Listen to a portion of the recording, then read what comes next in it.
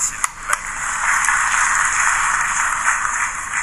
Mesdames et messieurs les élus, je m'adresse à mon tour, dans un premier temps, à tous les élus sortants de l'ancienne région Auvergne, dont je faisais partie, présents aujourd'hui dans cet hémicycle, de droite et de gauche.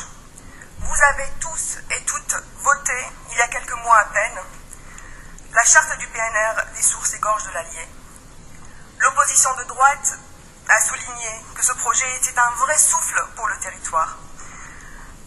L'abrogation de la charte du PNR de Haute-Allier n'est donc possible que si un certain nombre d'entre vous retourne sa veste. Si c'est le cas, ça ne va certainement pas améliorer l'image et la confiance dans le politique. Monsieur le Président, ce projet concerté, on dénombre 400 réunions, voté à l'unanimité des élus régionaux auvergnats et approuvé par 80 autres délibérations d'autres collectivités, vient d'être validé, casé unanimement par le Conseil national de la protection de la nature et qui reconnaît d'ailleurs un projet de grande qualité. Aucun parc n'a été arrêté à ce niveau d'avancement. Vous vous apprêtez donc à annuler par une seule délibération 80 autres délibérations.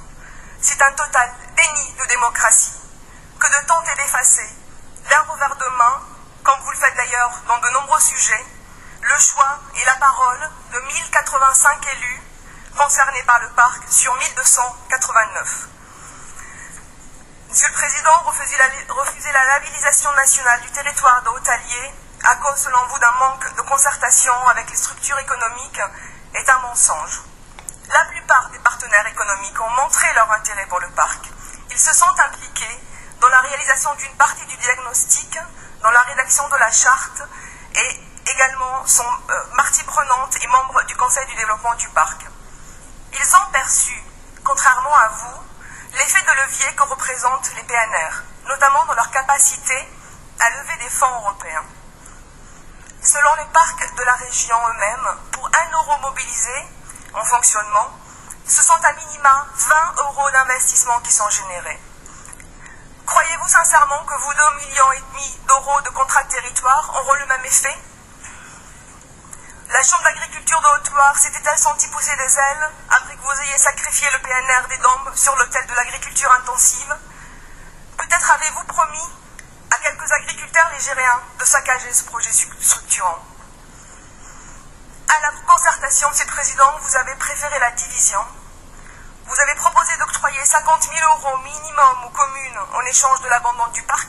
Vous l'avez même écrit. Et je trouve cette proposition malhonnête. Malhonnête parce qu'elle sème la zizanie entre les communes, car elle est proposée à toutes les communes, même celles qui ne sont pas adhérentes au parc, et donc qui se sont précipitées à accepter votre offre, car elle est également un choix impossible pour les communes qui veulent le parc. Merci. Et qui ont besoin de ces 50 000 euros également. Nous ne voterons pas cette délibération, Monsieur le Président.